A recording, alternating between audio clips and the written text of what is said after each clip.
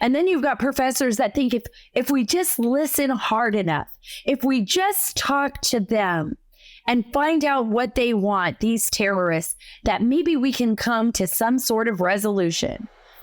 Bullshit. The world is on fire, folks, because of our apathy, because of the fact that we have forgotten, or maybe we never knew how to stand up for another human being the way that we need to.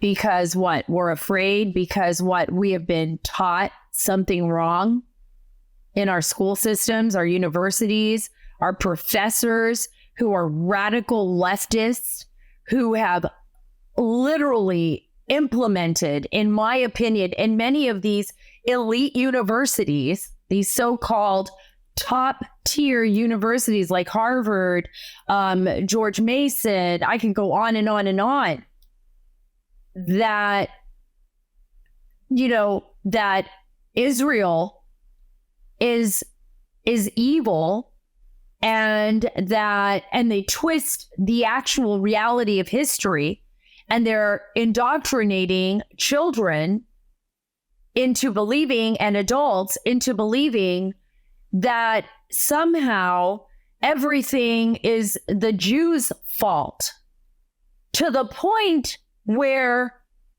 I mean, I'm here in New York City now, but yesterday I was at Harvard, one of the most elite, most renowned universities on planet Earth, supposedly. And I could not believe what I was hearing, to the point where, you know, because I went to junior college my first few years before I transferred to UCLA, and then I ended up graduating from Cal Poly Pomona. But I didn't have a lot of money, so I had to go to JC first. But I always thought, like, wow, if you go to Harvard, you must be a spectacular genius, right? Or figured your way in to get there. It's just amazing. I could not believe what I was hearing yesterday, and I couldn't believe just the apathy people had towards what happened. They didn't even, it was like, I don't want to get involved. I don't want to talk about it. I don't have a position to take on the slaughter of 1,500 people, innocent people, babies. Like, how do you not have an opinion on that? How do you relegate those atrocities to being some kind of inside battle between the Jews and the Arabs, between the Jews and the Muslims?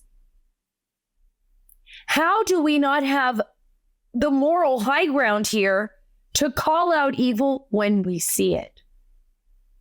How do we allow evil? There is no gray space here, folks. Not in my opinion.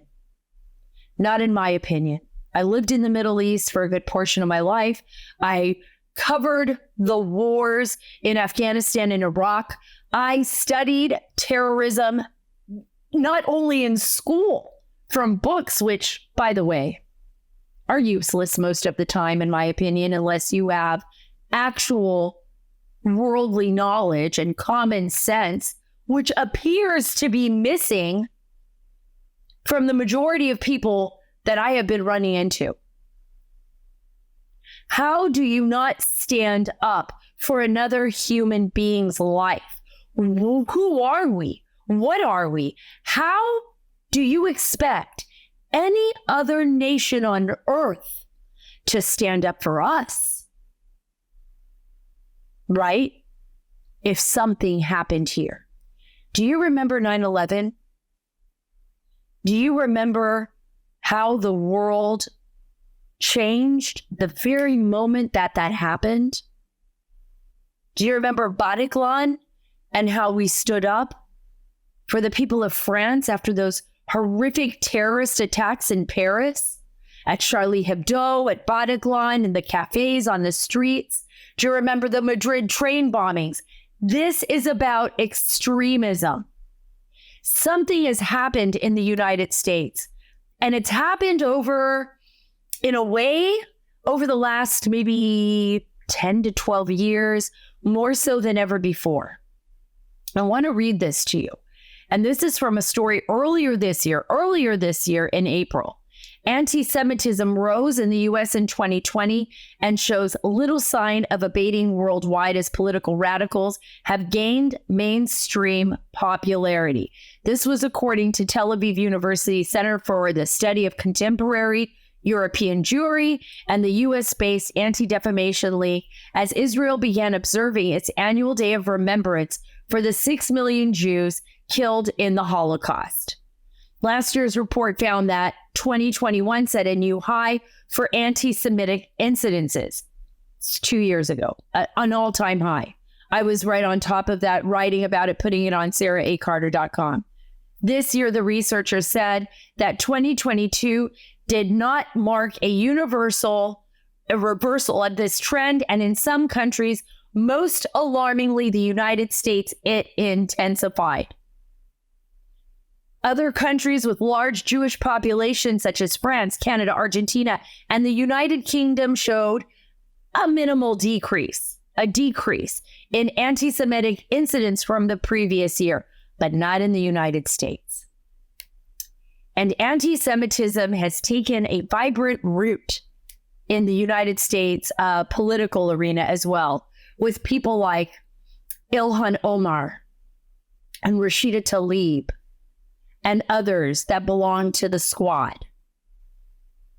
They lie to the American people, and we've seen a growing number of radical thought here in America, here in the United States, to the point where I am interviewing, and I'm not saying that our nation as a whole supports this. I'm not saying that the Biden administration didn't eventually come out and, even though it gave all this money to Iran previously and has held out the olive branch and wants to renegotiate the nuclear deal. I'm not saying that the United States didn't come out and condemn those attacks. What I am saying is there is this failure among the American people, the ones that I spoke to at least, to want to come forward. I eventually got people to talk because, you have to ask a lot of people. But the majority of people at Harvard and Cambridge, I would go up to them. It wasn't even that. Some of them, of course, were more camera shy. But most of them told me they just didn't want to get involved. And I said, well, I'm not asking you to get involved. I just want to know what your feelings are about this terrorist action that took place. These horrors where children were ripped apart, where parents, people, Americans were kidnapped, or people were slaughtered, or our teenage brothers and sisters, were killed in the middle of a field by guys coming over a fence with parachutes, terrorists, and killing them. I'm not afraid to stand up and say that. Is it scary sometimes? Yes. Do I worry? Are there crazy people out there? Yes. Am I sometimes, putting myself on the line? Well, maybe, I don't know. But guess what? I'm not going to be that person that sits back and says nothing while people die. Who wants to be that person? Do you want to be that person? Do you want to be the person that keeps their mouth shut, doesn't say anything while innocent people are killed? Do you want to be the person who watches as children, your own children, even adult children, are indoctrinated in falsehoods and lies? What we saw in Israel over the weekend should make every single one of us sick to our stomachs. Sick to our stomachs. And we should not accept it. We should not accept it. Folks, I want to thank Human Super Beats for allowing me to be here with you, for allowing me to share these stories with you. Human Super Beats is number one heartfelt reason to support your blood pressure. In fact, more than half of the U.S. population would benefit from blood pressure support. Paired with a healthy lifestyle, the antioxidants in Super Beets are clinically shown to be nearly 2 times more effective at promoting normal blood pressure than a healthy lifestyle alone. With my busy schedule, Super Beets Chews are a quick and convenient way to do something good for my heart. They taste great. They absolutely taste amazing and give me peace of mind about my health and overall wellness. Supporting healthy blood pressure comes with a bonus. Super Beets Heart Chews supports healthy circulation. So you not only get blood pressure support, you also get productive, heart-healthy energy without the crash. Double your potential with Super Beets Heart Chews. Get a free 30-day supply of Super Beets Heart Chews and 15% off your first order by going to getsuperbeets.com and using promo code Sara, S-A-R-A. That's getsuperbeets.com, promo code Sara. Before I go deeper into my experiences at Harvard yesterday, and believe me, there were good people there too. I think I've been more infuriated by the overwhelming number that refused to speak up or told me privately how they felt about the situation, which was unbelievable to me. I didn't think it was going to be that way. But I want to play so you have a little idea. And you've been watching it on the news, some of you, and I know some of you may not have had time to see all of this. So I want you to hear, this is George Mason. This is a protest. I'm going to be heading to a protest soon here in New York City. By the way, a protest not against the terrorist group Hamas, but a protest against Israel after their children and people were slaughtered. Unfrickin' believable. Listen to this. They got tanks, we got hang gliders. They got tanks, we got hang gliders. Glory to the resistance fighters. Glory to the resistance fighters. Free, free Palestine. Free, free Palestine. Free, free Palestine. Free, free Palestine. Long live Palestine. Long live Palestine. Settler, settler, go back home. Settler, settler, go back home. Unbelievable. Glory to the resistance fighters. Resistance fighters. These terrorists. Folks, this is what we have in our country now. We have a nation that is divided in pockets.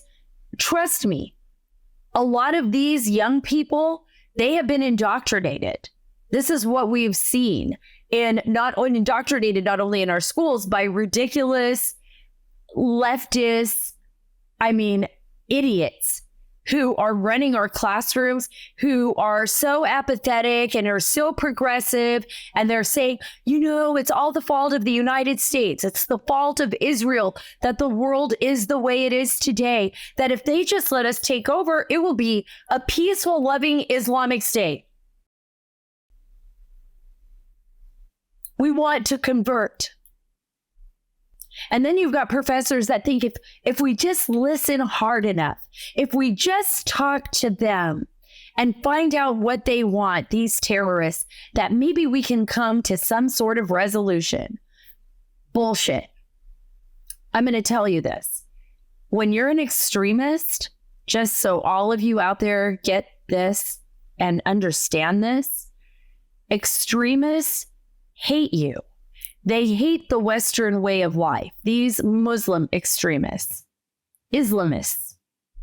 I have a lot of Islamic friends. I have Muslim friends. I would never say that some of them that I know, because I worked in those regions of the world, would ever do anything like this. But extremists and those that do not speak out against this are the problem. These Islamists, these extremists, they are terrorists. They want to end the Western way of life.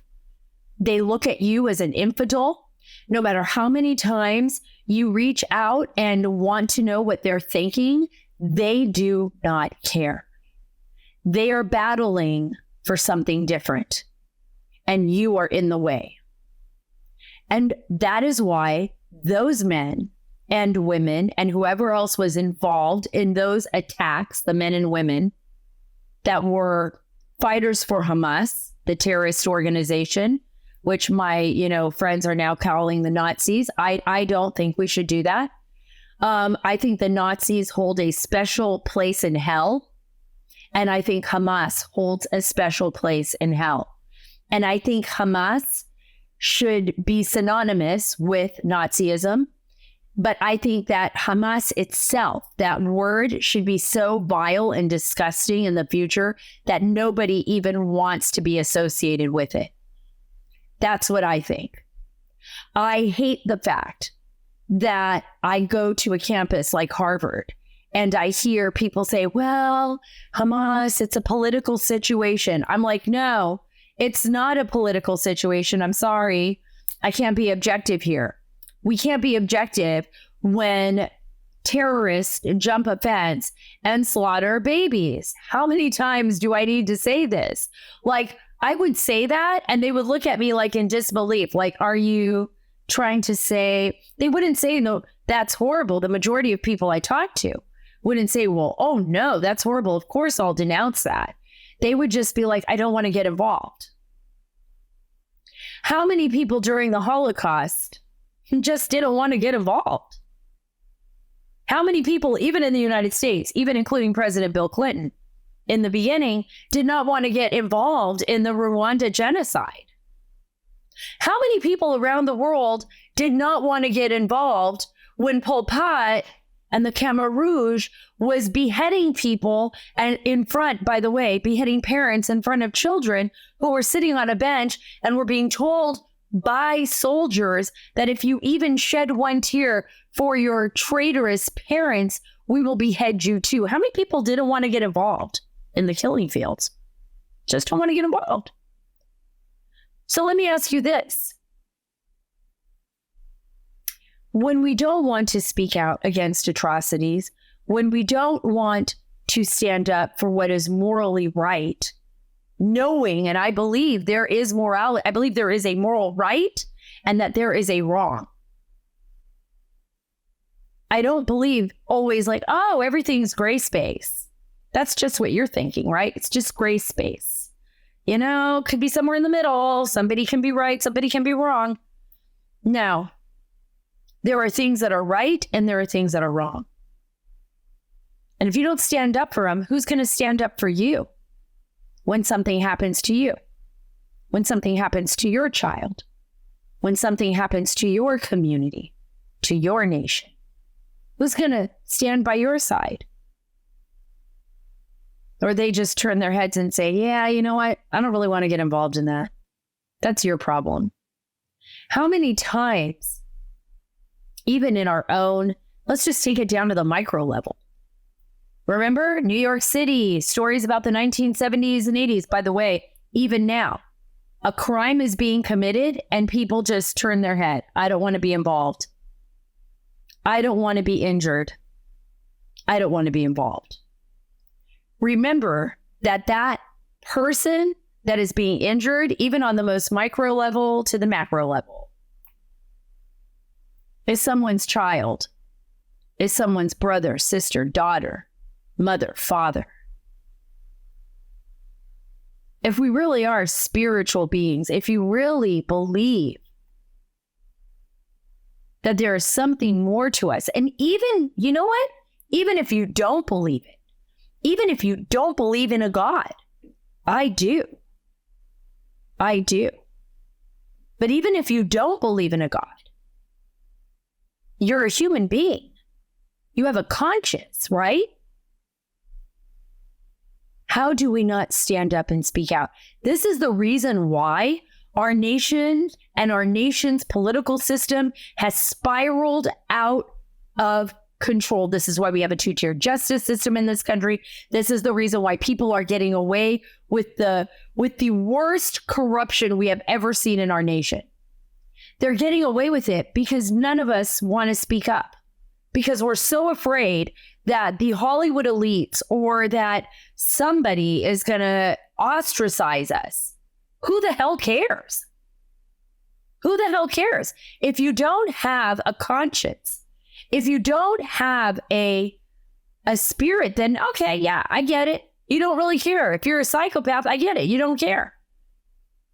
But as a human being, how can we go to bed at night?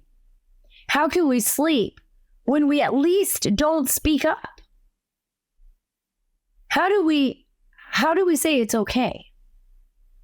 We can't. Beam. Do you know that poor sleep can cause weight gain, mood issues, poor mental health, and lower productivity? I sure do. I feel it all the time. I travel everywhere. And you know what? That's why I bring my Beam Dream with me. You know, we've been raving about Beam's Dream Powder, their healthy hot cocoa for sleep. And today, my listeners get a special discount on Beam's Dream Powder, their best-selling healthy hot cocoa for sleep with no added sugar, now available in delicious flavors like sea salt, caramel, cinnamon, cocoa, and chocolate peanut butter. Yummy. Better sleep has never tasted better. A recent clinical study revealed Dream helped 93% of users wake up feeling more refreshed, and 93% reported that Dream actually helped them get a more restful night's sleep. Find out why Forbes and the New York Times are all talking about Beam and why it's trusted by the world's top athletes and business professionals. If you want to try Beam's best-selling Dream Powder, get up to 40% off for a limited time when you go to shopbeam.com/Sara Carter and use code Sara Carter at checkout. That's shop, BEAM.com/Sara Carter and use code Sara Carter for 40% off. The first person I interviewed was very apathetic. They didn't want to say anything. And the last person, there were two people that were amazing. One was a Democrat, a liberal, who came forward and said, I'm denouncing Harvard and this disgusting attitude that they've had towards what happened in Israel. And they were actually heading to a meeting to meet with Harvard officials at the Kennedy Center because they were an adjunct professor there. They had studied there, and they came out very publicly and came on camera. And I was so amazed at that gentleman who did that. And then the very last person that I got on camera, I had to walk away. I was in tears. Was a woman who was a Russian Jew. She talked about how her family's history had gone through the pogroms in Russia, where they were basically like executing Jews. And her family survived that, only to be in Moscow, even after the fall of the Soviet Union, and to watch anti-Semitism increase and grow more than it had been in Russia, to the point where she left, came to the United States, went to Harvard, said she was so excited to be a part of this great nation, so thrilled to be going to Harvard, just gave her citizenship to the U.S., loves this country. And her own university, she's an alumnus there now, she's an alumni. She was a teacher, a professor at Harvard, and she was floored. She was floored. Not only by the way the students reacted to it, a good portion of them, but by the way the administration reacted to it and was so slow to respond. And she said something that was so important. She said, never again, never again, never again is now. And she had tears in her eyes. And she said, where do I go? Where do I go in the world other than Israel? And I can't even join the IDF now because I'm so old. But where can I go in the world where I'm welcomed? Where do I go in the world? Folks, Jews make up only 15 million of the world's population. 15 million. Why? Why is there this growing hatred? Because we are teaching our children lies. And because we are allowing anti-Semitism to grow in our nation to the point where, we're being taught that somehow Israel is an apartheid state.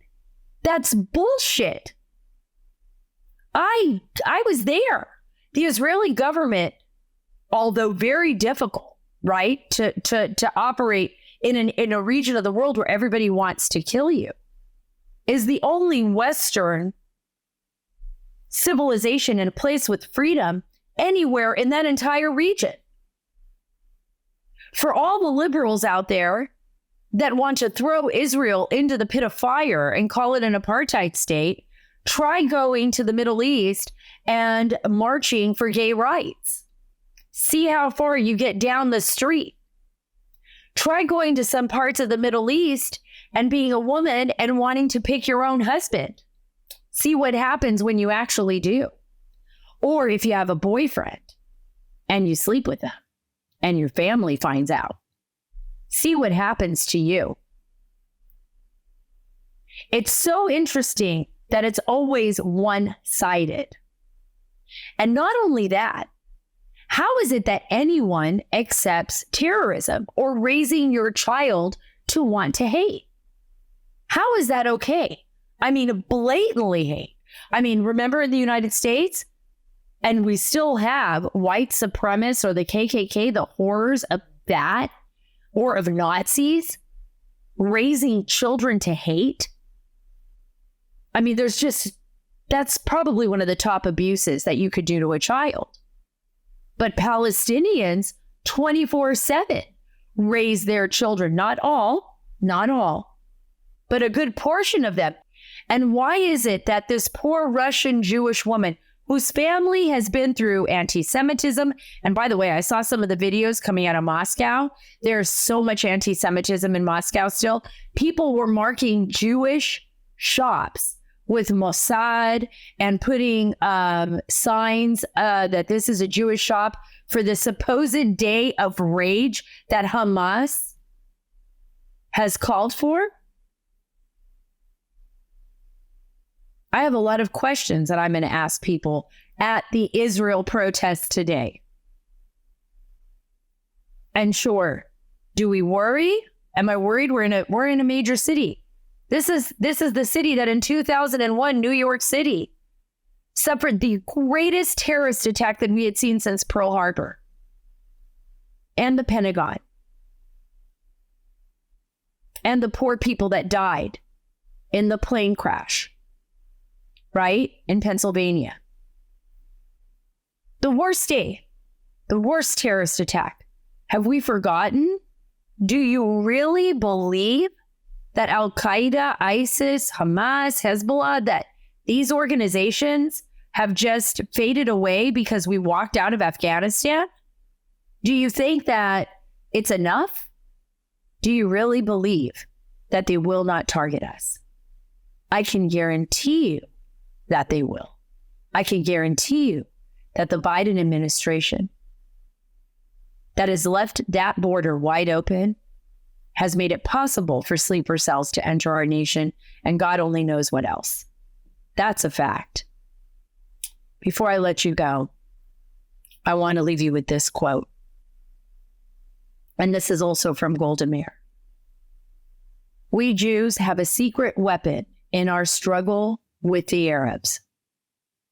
We have no place to go. Folks, if that's not a wake-up call for Americans as well, I don't know what is. Because honestly, where in the world, I couldn't get that out. Where in the world will we go? Where in the world will we find another nation that has the same foundation, the same basis, the same history as the United States of America? If we lose this country because of these progressive ideas that have just flipped our nation upside down and made us wonder if we woke up in an alternate universe, if we let this go, and we are very close to losing it, trust me, we are very close to losing it, it will be only ourselves to blame. Only ourselves blame. I mean, the greatest security failure we saw right now in Israel, and that's for another day. But we also are witnessing some of the greatest security failures of modern times right here in the United States. It doesn't matter. One kid said to me, you know what? I have white privilege. I shouldn't be, talking about this because I have white privilege and I'm very well to do. And I don't know what it's like to live under that kind of tension like the Palestinians live next to Israel in the Middle East. And I said, you don't know what it's like? I go, terrorism has no religion, no color, no creed, no boundary, because when a person comes with a bomb, like they did at the Boston Marathon bombing, or like they did when they flew the planes into the World Trade Center and into the Pentagon, or like they did in Madrid with the Madrid train bombings, or the terror attacks in London, or Bataclan, or I could go on and on and on. They didn't walk in there asking, hey, where are you from? Do you support Palestine? They didn't care at all. They just wanted those people dead, and they wanted to send a message. And those people are infidels, and extremists see it that way. And Hamas is a terrorist organization that operates as a hate group, and they should no longer be allowed to exist. And I pray to God that our brothers and sisters in Israel eliminate them. Thank you so much for being a part of the Sara Carter Show. Folks, you have to believe in something that you are willing to fight for and die for. You can't just be a nothing burger. You can't just sit around like a wet noodle and expect people to do the heavy lifting for you, because it never works out that way. You have the power to make a difference. You have the power to not only speak out against evil, but you have the power to take our nation in the direction that it needs to go, to save this nation, to save its liberty, to save its freedom, and to save its foundation. That's going to be up to both of us, to all of us, right? You and me together. You and me together. Follow me on Truth at Sara Carter Official, on X at Sara Carter DC, and on Instagram at SCarterDC. God bless you. God bless our nation. Pray for peace in Israel. Pray for peace all over the world. Pray that we avert World War III, folks, because it really is that serious. God bless all of you.